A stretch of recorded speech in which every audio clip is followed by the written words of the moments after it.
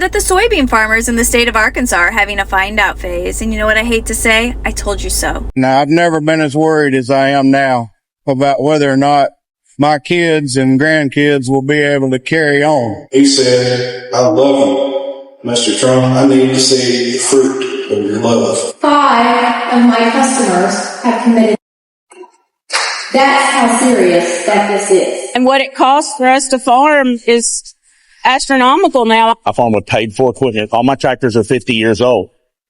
And I can't hardly make this deal work. I think the tariffs are the ice cream on the cake of a perfect storm. After a horrible year last year where most farmers in Arkansas Delta lost money, this year's going to be worse. We made a decision to go out this year in the spring. So my son will not be the seventh generation on our farm. We're going to lose 25 or 30% of the farmers in this country if they don't do something. It has to be done, and it's not just here. The farmers of Arkansas are asking the federal government for handouts, for checks, because they are struggling financially because of the tariffs and other policies of Donald Trump. They can't sell their soybeans and other goods into foreign countries like China because of the tariffs. They're now too expensive for them to be able to sell them into China because of the retaliatory tariffs. And they can't afford equipment. They can't afford the high rising prices of equipment because of other tariffs on goods and manufacturing and raw material and everything like that. And they are saying they have never seen it this bad. There was a farmer who's in his 39th season of farming, and he says he has never seen it this bad. He literally said, Donald Trump, you said you love us, but I'm not seeing the fruits of your love. Yeah, no shit. You voted for the tariff guy. And now Arkansas farmers want a handout. They want federal assistance. This poor ass red state that votes Republican every freaking year, they want a handout. You damn socialists. I guess you're finding out that racism sure is expansive, huh? Fucking dumbasses. Were you guys cheering on the end of USAID? Were you guys happy about WIC going away? Because you didn't think that people should be receiving government handouts. You were all like, pull yourselves up by your bootstraps. But now you feel entitled to government handouts? So socialism for me and not for thee?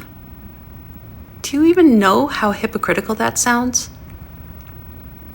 There's a saying my grandmother taught me, and it definitely applies to farmers in Arkansas.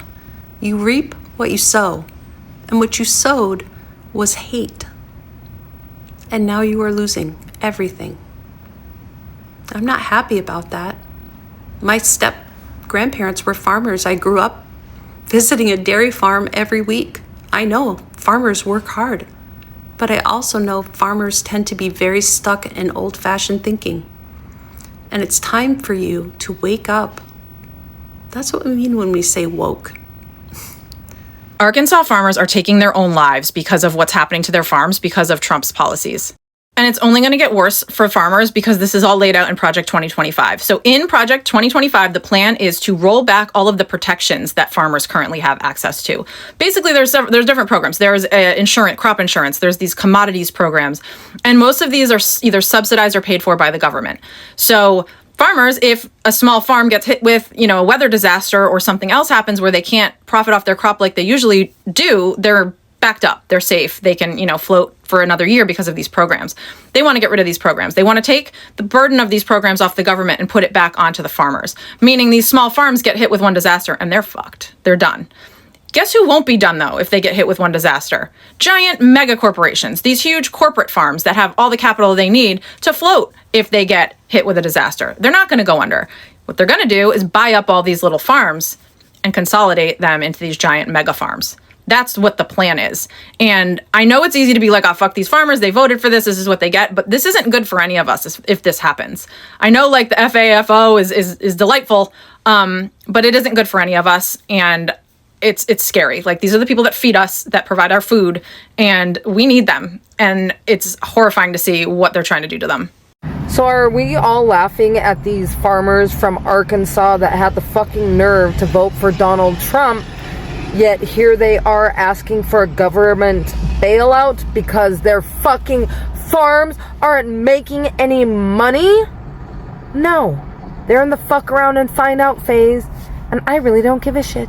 If you think for one fucking second that me in California wants to pay for your dumbass decisions to vote for this fucking regime back in who bankrupted you guys the last fucking term, you got another thing coming.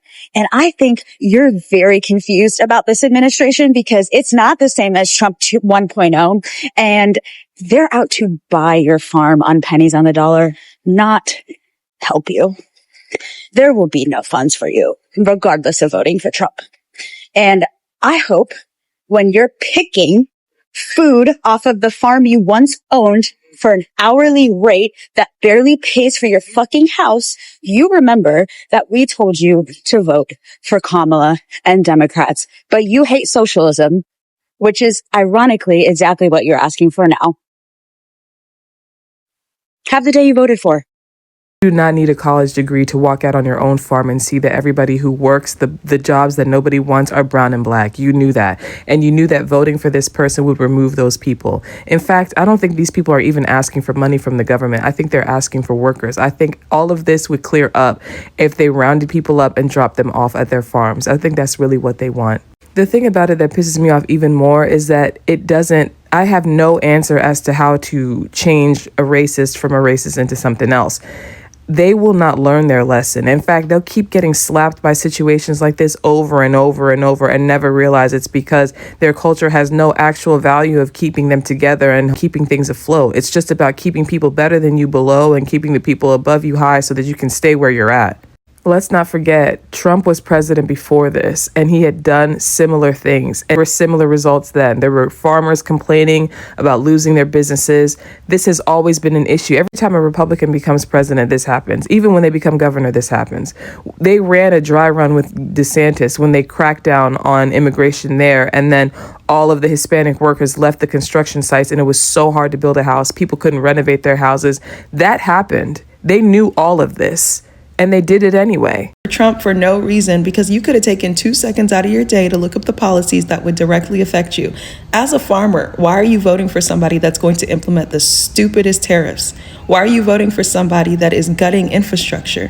Why are you voting for somebody that is going to have your land basically taken? I'm telling you, you're not going to be able to afford that farmland anymore, and it's going to be scooped up by all these tech companies and AI companies, and they are going to put these factories right on your land, and you are going to go obsolete. So congratulations, and you effed around and found out. These people aren't dumb. But what they are learning, for I think in some cases the first time in their lives, is how expensive racism is. They heard Trump loud and clear when he said that he would deport their labor force and that he would tariff essentially all of the inputs they need to run their facilities. And they absolutely heard him when he claimed over and over again that the US gave too much to the world in aid, and therefore those aid streams, which most often include the food these farmers grow, would be cut. They heard it all. They just didn't believe it. They thought this was just Trump 1.0, and there would be enough adults in the room to say, hey, this is reckless. We can't do this because it will dismantle the economy. Yeah, a lot of farmers were hurt during the first Trump administration. Thanks to his reckless trade wars, particularly with China, a lot of them went bankrupt. And the bailouts that originally happened under Trump's first term didn't mostly even go to these small-scale farmers. It ended up going to big agribusiness. And I have a feeling, if past is prologue, we're going to see that happen again if bailouts happen at all. Because the reality is these people do not actually want to save these small-scale farms. People in this admin, like JD Vance, very specifically invested in things like Acre Trader. Their goal is for these farmers to go bankrupt so that they can consolidate, buy up huge swaths of their land, and make a fortune. So I'm not going to lie to you, there is very little incentive for anybody in this administration to actually give these farmers a bailout, no matter how angry and white and male they are. Yeah.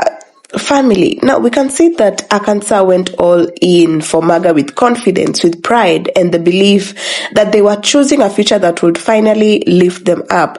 But now, the same people who shouted the loudest, defended the hardest, and trusted the deepest are sitting in a wave of regret that's hitting harder than they ever expected. Now, Arkansas voters are looking around at the consequences of their own decision and realizing that the promises they were sold were nothing more than the political smoke and mirrors and family. This situation deserves a firm, honest breakdown. Now, folks in Arkansas didn't just vote, they committed. They believed the slogans, they believed the speeches, they believed the MAGA would rebuild their towns, reopen their factories, restore their hospitals, and even protect their livelihoods.